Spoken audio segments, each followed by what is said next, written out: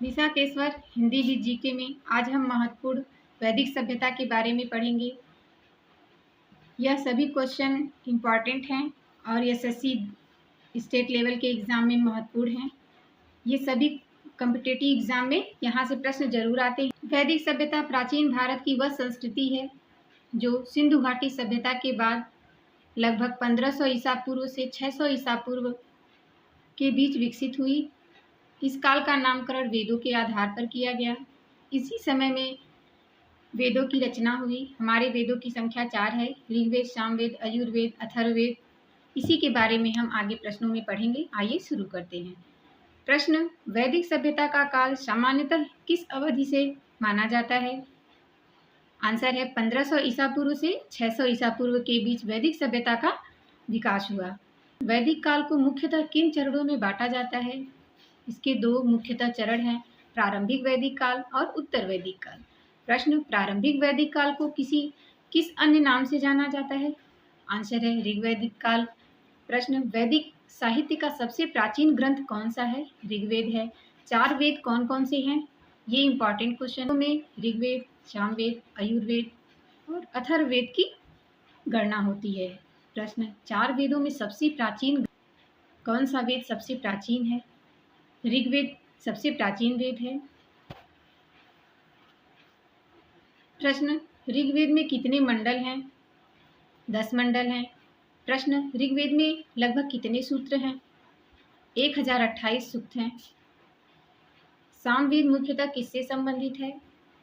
गायन या संगीत से। याद रखिएगा, सामवेद में गायन और संगीत से यह संबंधित वेद है। यजुर्वेद मुख्यतः किससे संबंधित है? यजुर्वेद में यज्ञ और यज्ञ कर्मकांडों का विवरण मिलता है। सामवेद संगीत से संबंधित है, यजुर्वेद यज्ञ के कार्यक्रम या कर्मकांड से संबंधित है। प्रश्न: अथर्ववेद में मुख्यतः किस प्रकार की सामग्री मिलती है? अथर्ववेद, याद रखिएगा, मंत्र, उपचार, दैनिक जीवन से संबंधित सामग्रियों का उल्लेख अथर्ववेद में मिलता है। वैदिक ग्रंथों को किस श्रेणी में रखा जाता है? श्रुति के श्रेणी। प्रश्न: प्रारंभिक वैदिक आर्यों का प्रमुख क्षेत्र कौन सा था? ये सप्त सिंधु क्षेत्र में प्रारंभिक वैदिक आर्यों का प्रमुख क्षेत्र सप्त सिंधु क्षेत्र था। सप्त सिंधु का अर्थ क्या होता है? 7 नदियों का क्षेत्र, उसे सप्त सिंधु कहा जाता है। प्रारंभिक वैदिक समाज की अर्थव्यवस्था का मुख्य प्रतीक क्या था? गाय या गोधन। प्रारंभिक वैदिक काल में कृषि की कौन सी फसल का उल्लेख मिलता है? ये इम्पॉर्टेंट प्रश्न है, एग्जाम के लिए महत्वपूर्ण है। प्रारंभिक वैदिक काल में कृषि में जो कहीं कहीं यौ भी लिखा मिल सकता है, जौ का उल्लेख मिलता है। वैदिक काल में कविष्टि शब्द किससे संबंधित है? कायों की खोज तथा संघर्ष युद्धों से संबंधित है। प्रश्न: ऋग्वैदिक काल का प्रमुख देवता कौन था? इंद्र प्रमुख देवता थे उस ऋग्वेद के। इंद्र का प्रमुख उपनाम क्या था? पुरंदर या इंद्र। पुरंदर भी मिल सकता है और इंद्र नाम भी मिल सकता है। अग्नि का वैदिक धर्म में क्या महत्व है? इसका आंसर है यज्ञ में देवताओं तक आहुति पहुंचाने वाले माध्यम के रूप में अग्नि का वर्णन मिलता है वेदों में। वरुण किस अवधारणा से विशेष रूप से जुड़े थे? ऋत से जुड़े हुए थे। प्रश्न: सोम वैदिक परंपरा में किससे संबंधित था? पवित्र पौधा या पेय धार्मिक अनुष्ठान से संबंधित था सोम। ऋग्वैदिक काल में राजा को क्या कहा जाता था? राजन कहा जाता था।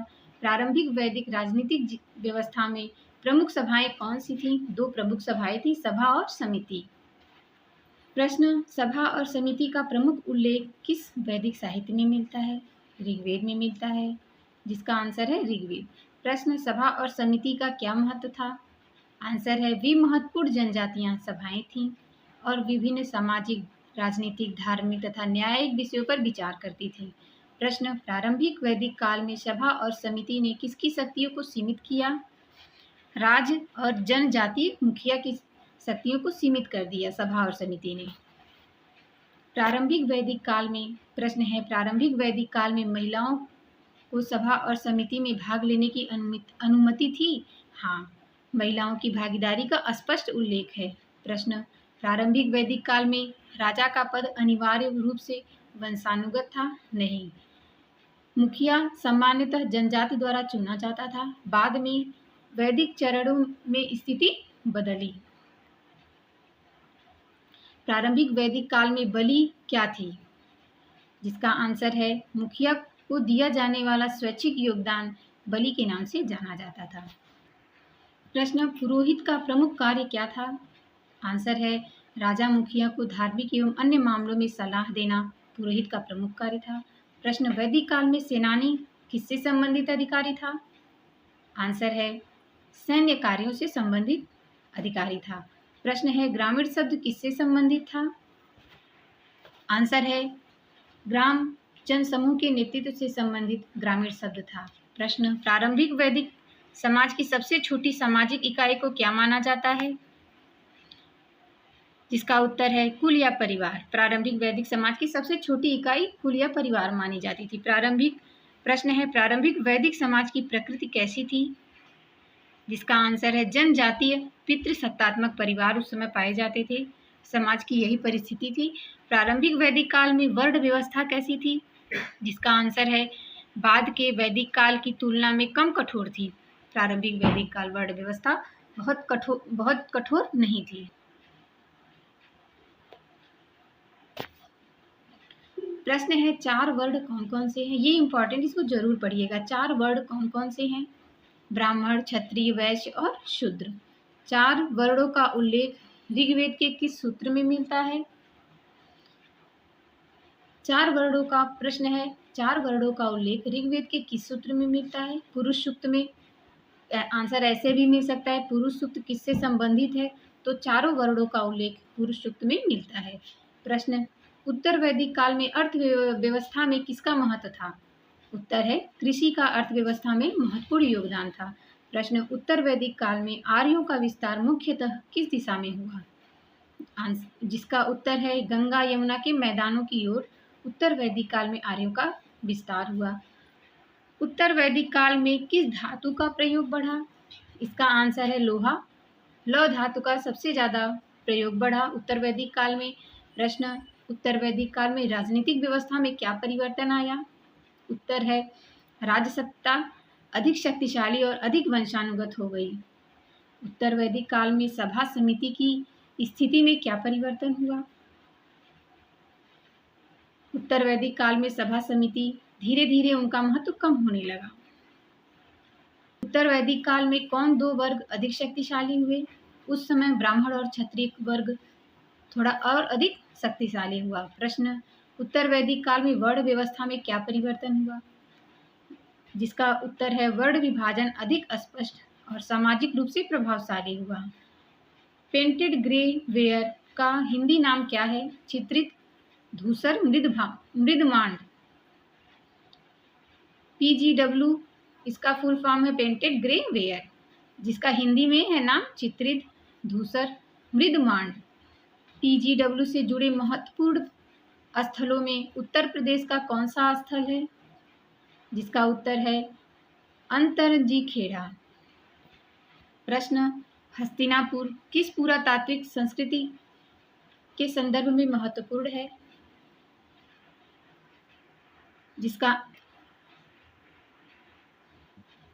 आंसर है पेंटेड ग्रे वेयर। PGW संस्कृति से संबंधित है। PGW स्थलों पर किन फसलों के प्रमाण मिलते हैं? ये इंपॉर्टेंट, इसको जरूर प्रश्न को देखिएगा।